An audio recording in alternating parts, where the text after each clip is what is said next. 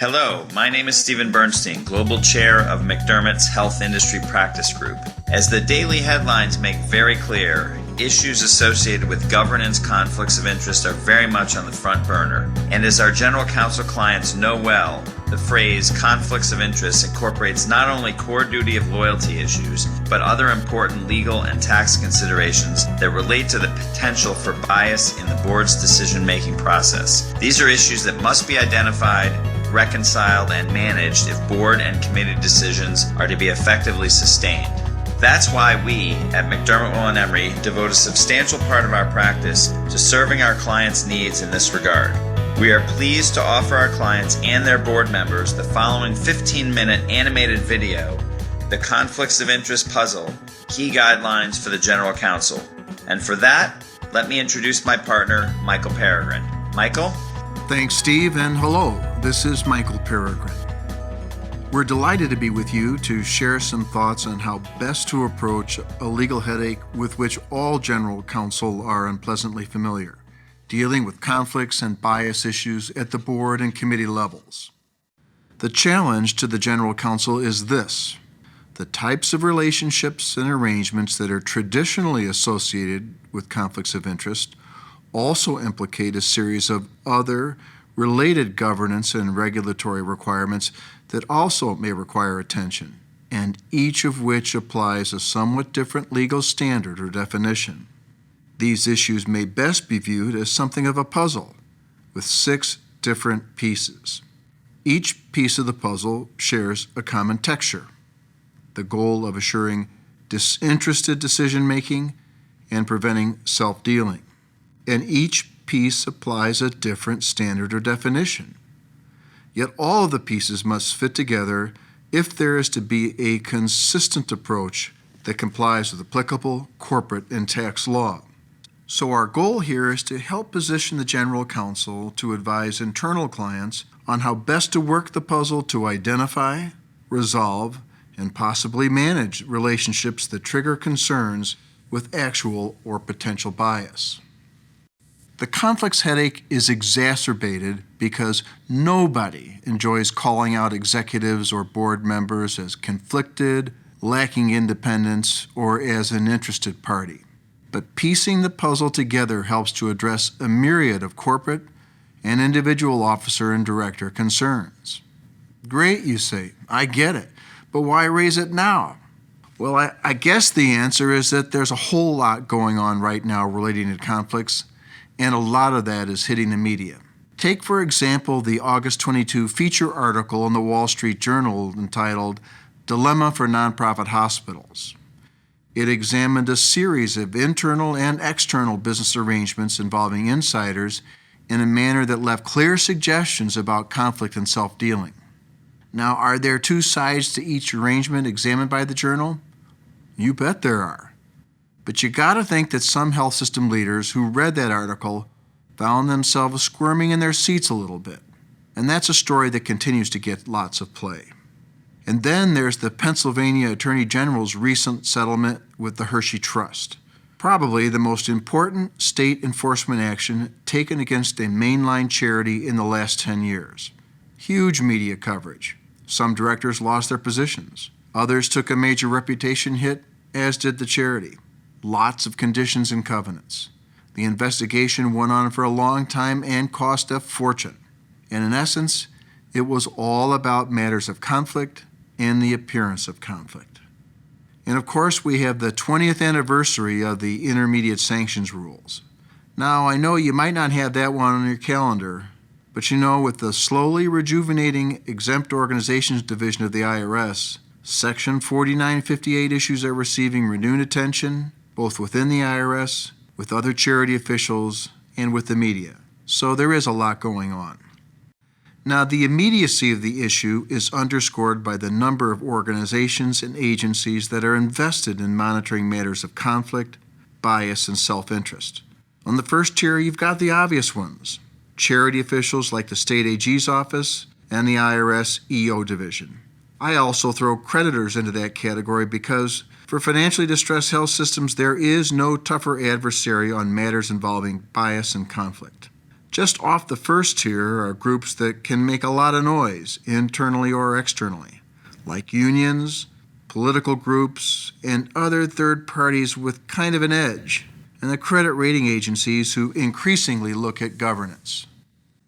The other tier includes groups like D&O carriers who have a thing about paying on duty of loyalty-based claims, irritated joint venture and contracting parties, and both really angry and really concerned board members. The evolving state of the healthcare industry contributes in a really big way to the complexity of this issue. Bigger systems, bigger boards, more financially sophisticated directors, higher revenues, broader investments, significant diversification, they all increase the likelihood of complex conflicts and bias issues, and they tend to make existing policies on conflicts and independence pretty obsolete pretty fast. So the challenge to General Counsel is trying to manage an effective process involving board composition, decision-making, and oversight that fits each piece of the puzzle as tightly together as possible. This is the basic course. Traditional conflicts arising straight out of the common law duty of loyalty, the expectation that the officer or director will act with good faith in the best interest of the mission, avoiding where possible relationships that create the potential for conflicts of interest. The analysis focuses on whether there's something about their relationship that is such a big deal that it's reasonable to expect that it could affect the officer or director's judgment. That's it in a nutshell.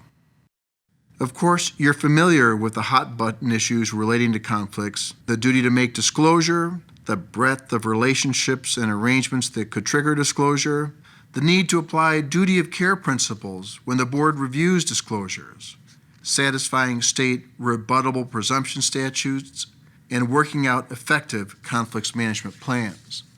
This piece of the puzzle is more subtle. Unlike traditional conflicts that are essentially vertical in nature, these are horizontal. We're talking about relationships between board members. Is there something between certain board members that could affect their oversight or decision-making, cause them to pull their punches, to vote in a certain way? When you think about it, it makes sense. And of course, that's why the IRS asks about it in Part 6 of the Form 990. And we should throw in here the kinds of potential conflicts that can arise from interlocking board positions like parent and subsidiary or constituent representation relationships. It's that whole who do you owe your duty of loyalty to question. These issues often catch board members off guard in a very major way. Now, trying to explain to your internal clients the difference between conflicts of interest and director independence often causes eyes to glaze over, or worse.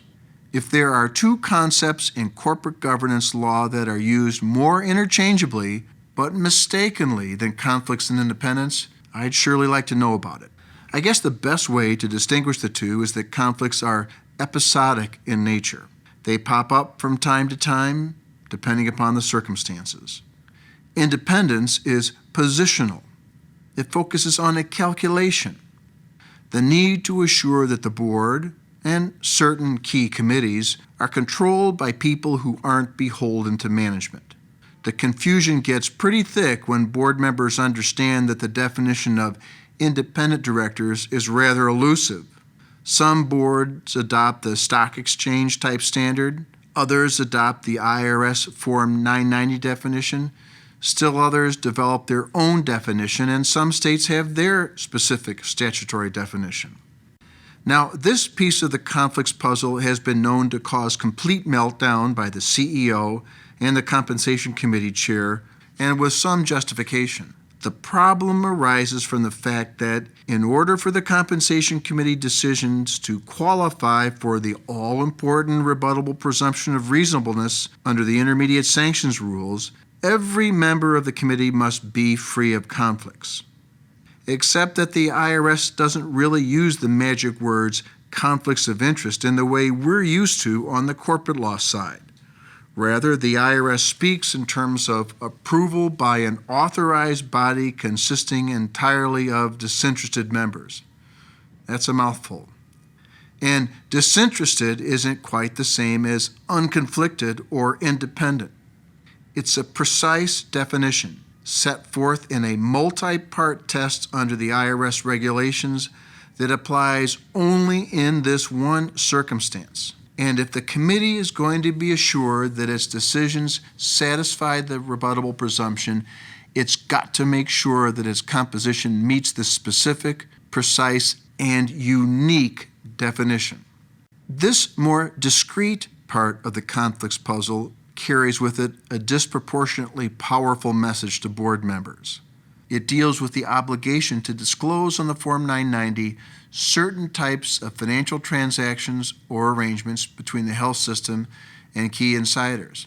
Yeah, sure, it's a tax reporting issue, but it's a pretty important one because it's one of those sections of the Form 990 that charity officials and nosy reporters look at when they're concerned about issues of self-dealing, bias, and below-market deals involving insiders. It's a schedule that should be taken seriously and is an example of why the General Counsel should be closely involved in the preparation of the Form 990. The particular problem with the Schedule L piece of the puzzle is that, and you might have seen this coming, the standards for disclosure are different than those for the other puzzle pieces. This is the piece of the conflicts puzzle that creates the most sensitivity and tension within boardrooms and executive suites. Does the mere appearance of a conflict of interest constitute the breach of the duty of loyalty? Nope, it shouldn't under most state laws. But the problem is a bit bigger than that, because it's one of those sections of the Form 990 that charity officials and nosy reporters look at when they're interested in issues about self-dealing, bias, and below-market deals involving insiders, even when there's evidence to suggest the contrary. They can be expensive to resolve, and should they hit the press or prompt a regulatory inquiry, they can harm the reputation of the organization. And that ties right back to the fiduciary duty question. There's a duty of care responsibility to protect the reputation of the organization, and the duty of loyalty infers an obligation to avoid arrangements that would reasonably be expected to harm that reputation. The most logical corporate officer for piecing the puzzle together and keeping it together is the General Counsel.